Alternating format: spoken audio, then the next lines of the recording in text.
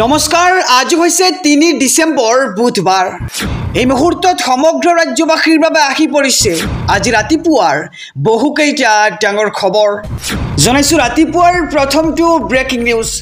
৬ জনগোষ্ঠীক জনজাতিকৰণ কৰিলে কোকৰাঝাৰৰ দৰে অৱস্থা হ'ব দিছপুৰত এটি ডাঙৰ খবৰ জনাইছো সমগ্ৰ ৰাজ্যবাসীক জনজাতিকৰণৰ বিৰোধিতাৰে আকৌ জ্বলিছে সমগ্ৰ অসম ৬ জনগোষ্ঠীক জনজাতিকৰণ দিলে পৰিস্থিতি ভয়ংকৰ হোৱাৰ সম্ভাৱনা আৰু ৬ জনগোষ্ঠীক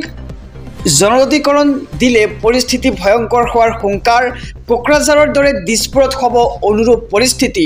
আৰু ৬ জনগোষ্ঠীক জনজাতিকৰণ দিলে অসম অশান্ত কৰিম বুলি হুংকাৰ প্ৰদান কৰা হৈছে ঘাইপথ অৱৰোধ ৰেল লাইন জ্বলোৱা হ'ব আৰু চৰকাৰক সকিউনি প্ৰদান কৰি এবাৰ তীব্ৰ প্ৰতিবাদ তিৱা ছাত্ৰ সন্থাৰ জনজাতিকৰণৰ বিৰোধিতাৰে এবাৰ আকৌ জ্বলিছে সমগ্ৰ ৰাজ্য ৬ জনগোষ্ঠীক জনজাতিকৰণ দিলে পৰিস্থিতি ভয়ংকৰ হোৱাৰ হুংকাৰ প্ৰদান কৰিছে তিৱা ছাত্ৰ সন্থাই জনাইছো ৰাতিপুৱাৰ আৰু এটি ব্ৰেকিং নিউজ অহা ৮ ডিসেম্বৰত আদালতত দাখিল কৰা হ'ব জুবিন গাৰ্গ হত্যাৰ চাৰ্জশিট আৰু কি থাকিব চাৰ্জশিটত এই মুহূৰ্তৰ খবৰ জনাইছো এটি ডাঙৰ খবৰ ২ শতাধিক ব্যক্তিৰ সাক্ষ্য লৈছে SIT আৰু অৰ্ধ শতাধিক বিহু কমিটিৰ সাক্ষ্য লৈছে SIT আৰু কোভিডকালীন সময়ত জুবিনক হত্যা কৰিবলৈ আৰম্ভ হৈছিল এক বিশেষ ষড়যন্ত্ৰ আৰু ৪ৰ পৰা ৫জন ব্যক্তিৰ নেতৃত্বত আৰম্ভ হৈছিল এই ষড়যন্ত্ৰ আৰু জুবিন গাৰ্গ হত্যাকাণ্ডৰ চাৰ্জশিট দাখিল হৈ মাত্ৰ ৫ দিনহে বাকী আছে আৰু ৮ ডিসেম্বৰত আদালতত দাখিল কৰা হ'ব জুবিন গাৰ্গৰ হত্যাৰ চাৰ্জশিট আৰু কি থাকিব এই চাৰ্জশিটত সেয়া হৈছে লক্ষণীয় আৰু ২ শতাধিক ব্যক্তিৰ সাক্ষ্য লৈছে SIT আৰু অৰ্ধ শতাধিক বিহু কমিটিৰ সাক্ষ্য লৈছে SIT জনাইছো ৰাতিপুৱাৰ আৰু এটি ব্ৰেকিং নিউজ নলবাৰীত মিয়া শ্ৰমিকক নিষিদ্ধ ঘোষণা বজৰং দলৰ আৰু নলবাৰীত এইবাৰ মিয়া শ্ৰমিকক নিষিদ্ধ বজৰং দলৰ নলবাৰীত মিয়া শ্ৰমিকক অন কেমেৰাত হুংকাৰ প্ৰদান কৰিছে বজৰং দলে আৰু নলবাৰীত কতো মিয়াক কাম কৰিবলৈ নিদিয়াৰ ধমক দিছে এইবাৰ বজৰং দলে নলবাৰীত মিয়াই কাম কৰিব নোৱাৰে আৰু এই বিল্ডিঙত মিয়াৰ দ্বাৰা কাম নচলিব যদি নলবাৰীত দেখা পাও তেন্তে কথা বেয়া হ'ব বুলি এক প্ৰকাৰ ভয়ংকৰ হুংকাৰ দিছে বজৰং দলে আৰু নলবাৰীত মিয়া শ্ৰমিকক নিষিদ্ধ এইবাৰ বজৰং দলৰ নলবাৰীত মিয়া শ্ৰমিকক অন কেমেৰাত হুংকাৰ প্ৰদান কৰিছে বজৰং দলে আৰু নলবাৰীৰ কতো মিয়াক কাম কৰিবলৈ নিদিয়াৰ ধমক দিছে বজৰং দলে জনাইছো আৰু এটি ব্ৰেকিং নিউজ PMAY ঘৰত খেলিমেলি কৰিলেই জেল যাব লাগিব পঞ্চায়ত সভাপতি আৰু বিপদত পৰিব জীৱিকা সখীও এটি ডাঙৰ খবৰ জনাইছো PMAY ঘৰক লৈ এবাৰ কঠোৰ হৈ পৰিছে ৰাজ্য চৰকাৰ PMAY ঘৰৰ নামত দুৰ্নীতি কৰি হাৰি যাব নোৱাৰিব কোনেও প্ৰকৃততে কেঁচা ঘৰ থকা সকলে পাব লাগিব পকী ঘৰ আৰু জীৱিকা সখীৰ কামক লৈ খৰ্গহস্ত হৈ পৰিছে মন্ত্ৰী ৰঞ্জিত কুমাৰ দাস আৰু গোহালি ঘৰৰ ফটো তুলি কেঁচা ঘৰৰ তথ্য দিছে জীৱিকা সখীয়ে পঞ্চায়ত গ্ৰামোন্নয়ন বিভাগক বিহু দেখুৱাইছে আৰু PMAYৰ তালিকা বাছনিত জালিয়াতিৰ কথা মুকলিকৈ স্বীকাৰ আৰু জীৱিকা সখীয়ে বনোৱা হিতাধিকাৰীৰ তালিকা আশ্বাসযুক্ত আৰু গাঁও পঞ্চায়তৰ সভাপতি সচিবক ধমক মন্ত্ৰী ৰঞ্জিত কুমাৰ দাসৰ আৰু শুদ্ধ তথ্য নিদিয়া পঞ্চায়তৰ সভাপতি যাব লাগিব জেললৈ আৰু PMAY ঘৰৰ নামত দুৰ্নীতি কৰা সকলে এতিয়াৰ পৰা হাৰি যাব নোৱাৰিব PMAY ঘৰৰ নামত দুৰ্নীতি কৰা সকলে এতিয়া যাব লাগিব জেললৈ ব্ৰেকিং নিউজ সমগ্ৰ ৰাজ্যবাসীৰ বাবে এটি ডাঙৰ খবৰ মুছলমানক দমন নকৰিব দেশৰ উন্নয়নত অৰিহণা আছে মুছলমানৰ এক ডাঙৰ খবৰ জনাইছো সমগ্ৰ ৰাজ্যবাসীক দেশৰ উন্নয়নত মুছলমানসকলৰ যথেষ্ট অৰিহণা আছিল আৰু থাকিব মুছলমানক দমন কৰা মানে ভাৰতবৰ্ষক দুৰ্বল কৰা দেশৰ উন্নতিৰ বাবে 19 কোটি মুছলমানক একেলগে আগুৱাই নিব লাগিব আৰু মুছলমানৰ দেশৰ প্ৰতি প্ৰেম আছে আৰু থাকিব ভাৰতবৰ্ষৰ শত্ৰু মানেই প্ৰতিজন মুছলমানৰ শত্ৰু আৰু মছজিদৰ বিৰুদ্ধে আদালতে সিদ্ধান্ত দিয়াৰ পাছতো মুছলমানে মানি লৈছিল যেহেতু বাবৰি মছজিদ ভঙাৰ নিৰ্দেশ দিছিল আদালতে আৰু তাৰ পিছতো কিন্তু মুছলমানসকলে মানি লৈছিল আৰু ভাৰতত প্ৰতিজন মুছলমানেই ভাৰতীয় হিচাপে জীয়াই থাকিব মুছলমানক দ্বিতীয় শ্ৰেণীৰ নাগৰিক লৈ পৰিণত কৰাৰ প্ৰয়াস কেতিয়াও সফল নহ'ব আৰু এইবাৰ মুছলমানক লৈ বৃহৎ মন্তব্য কৰিছে আসাদুদ্দিন ওৱেইছিয়ে এক ডাঙৰ খবৰ জনাইছো দেশৰ উন্নয়নত মুছলমানসকলৰ অৰিহণা আছিল আৰু থাকিব মুছলমানক দমন কৰা মানে ভাৰতবৰ্ষখনক দুৰ্বল কৰা আৰু দেশৰ উন্নতিৰ বাবে 19 কোটি মুছলমানক একেলগে আগুৱাই যাব লাগিব বুলি এবাৰ মন্তব্য কৰিছে এআইএমৰ নেতা আসাদুদ্দিন ওৱেইছিয়ে 2026 চনত পুনৰ অসমৰ মুখ্যমন্ত্ৰী হ'ব ডক্টৰ হিমন্ত বিশ্ব শৰ্মা নিশ্চিত ৰূপত হ'ব এনডিএৰ চৰকাৰ এক ডাঙৰ খবৰ জনাইছো সমগ্ৰ ৰাজ্যবাসীক 2026 পুনৰ অসমৰ মুখ্যমন্ত্ৰী হ'ব ডক্টৰ হিমন্ত বিশ্ব শৰ্মা আৰু নিশ্চিত ৰূপত এনডিএৰ চৰকাৰ হ'ব আৰু হিমন্ত বিশ্ব শৰ্মাই পুনৰ মুখ্যমন্ত্ৰী হিচাপে অধিষ্ঠিত হ'ব আৰু মুখ্যমন্ত্ৰীয়ে নিৰলসভাৱে ৰাজ্যৰ উন্নয়ন আৰু বিকাশৰ বাবে কাম কৰিছে আজি 40 লাখ মহিলাই লাখপতি বাইদেউ হিচাপে স্বীকৃতি পাইছে আৰু এইখন চৰকাৰৰ দিনত দুখীয়া দৰিদ্ৰ মহিলা কৃষক লগতে যুৱক যুৱতী ছাত্ৰ ছাত্ৰী শিক্ষাৰ্থী সকলোকে বিকাশে সামৰি লৈছে আৰু মহিলাসকলে অৰুণোদয় আঁচনি লাভ কৰিছে মহিলাসকলে লাখপতি বাইদেউ আঁচনিৰ জৰিয়তে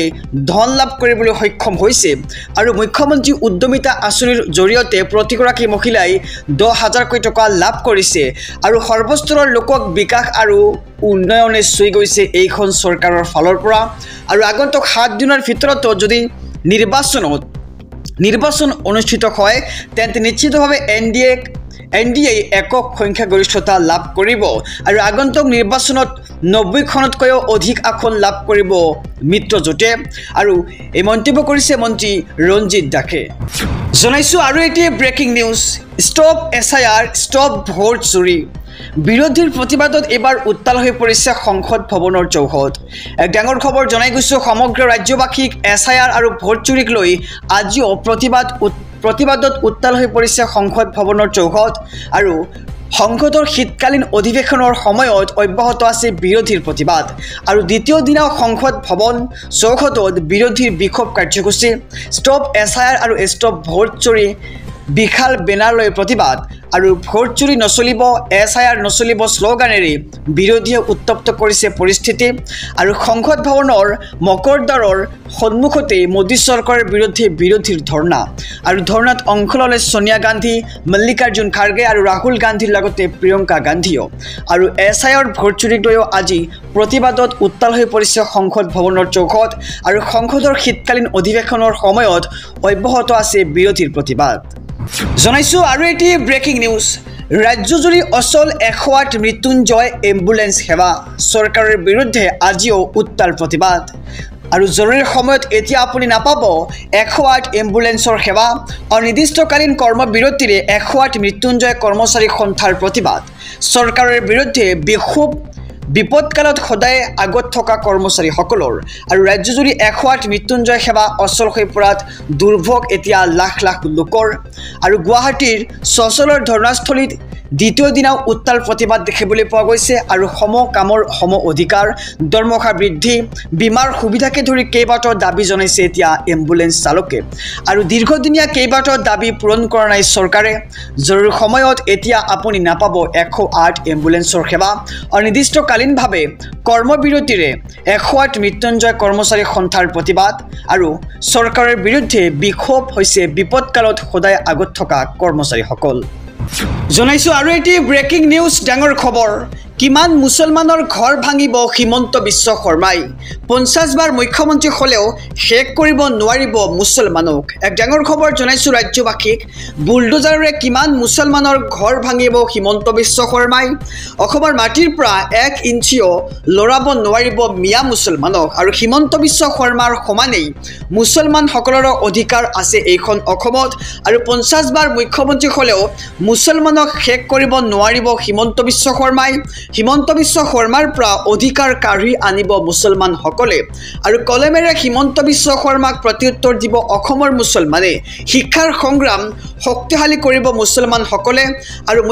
মুখ্যমন্ত্ৰী হিমন্ত বিশ্ব শৰ্মাক এবাৰ ওপেন চ্যালেঞ্জ আমচুৰ বুলডোজাৰে কিমান মুছলমানৰ ঘৰ ভাঙিব হিমন্ত বিশ্ব শৰ্মাই আৰু অসমৰ মাটিৰ পৰা 1 ইঞ্চিও লৰাব নোৱাৰিব মিয়া মুছলমানক আৰু হিমন্ত বিশ্ব শৰ্মাৰ সমানেই মুছলমানসকলৰ অধিকাৰ আছে এইখন অসমত জনাইছো ৰাজনৈতিক প্ৰেক্ষাপটৰ এটি ডাঙৰ খবৰ সমাগত 5 ৰাজ্যৰ বিধানসভা নিৰ্বাচন কি হ'ব কংগ্ৰেছৰ মল্লিকাৰ্জুন খাৰ্গেৰ বাসগৃহত হাই ভল্টেজৰ এক বৈঠক এক ডাঙৰ খবৰ জনাইছো সমগ্ৰ ৰাজ্যবাসীক বিহাৰ নিৰ্বাচনৰ পিছতেই থৰকা চুটি হেৰুৱাইছে এবাৰ কংগ্ৰেছে আৰু কংগ্ৰেছ সভাপতি মল্লিকাৰ্জুন খাৰ্গেৰ ঘৰত কংগ্ৰেছৰ গুৰুত্বপূৰ্ণ বৈঠক ৰাহুল গান্ধী উপস্থিত হৈছে এই বৈঠকত আৰু বিহাৰ নিৰ্বাচনত বেয়াকৈ মুখ থেকেচা খালে কংগ্ৰেছে আৰু 2026ত অসমকে ধৰি কেইবাখনো ৰাজ্যত বিধানসভা নিৰ্বাচন অনুষ্ঠিত হ'ব আৰু অসমৰ বিধানসভা নিৰ্বাচনক লৈ চিন্তা বৃদ্ধি পাইছে কংগ্ৰেছৰ অসম তামিলনাডু পডুচেৰী কেৰালা আৰু পশ্চিমবংগত হ'ব নিৰ্বাচন আৰু বিহাৰ নিৰ্বাচনৰ ফলাফলে বেকফুটলৈ লৈ গৈছে কংগ্ৰেছক আৰু যাৰ বাবে ইখনৰ পিছত সিখন বৈঠকত মিলিত হৈছে কংগ্ৰেছে আৰু বিহাৰত বহুকেইখন ৰাজনৈতিক সভাত অংশগ্ৰহণ কৰিছিল ৰাহুল গান্ধীয়ে আৰু ইমানৰ পিছতো মাত্ৰ 6খন আসনতে সীমাবদ্ধ হৈছিল কংগ্ৰেছ আৰু বিহাৰ নিৰ্বাচনৰ পিছতে এইবাৰ থৰকাচুটি হেৰুৱাইছে কংগ্ৰেছে কংগ্ৰেছ সভাপতি মল্লিকাৰ্জুন খাৰ্গেৰ ঘৰত কংগ্ৰেছৰ গুৰুত্বপূৰ্ণ বৈঠক অনুষ্ঠিত হৈছে আৰু ৰাহুল গান্ধী উপস্থিত হৈছে সেই বৈঠকত আৰু 26ত অসমকে ধৰি কেইবাখনো ৰাজ্যত বিধানসভা নিৰ্বাচন অনুষ্ঠিত হ'ব অসমৰ বিধানসভা নিৰ্বাচনক লৈও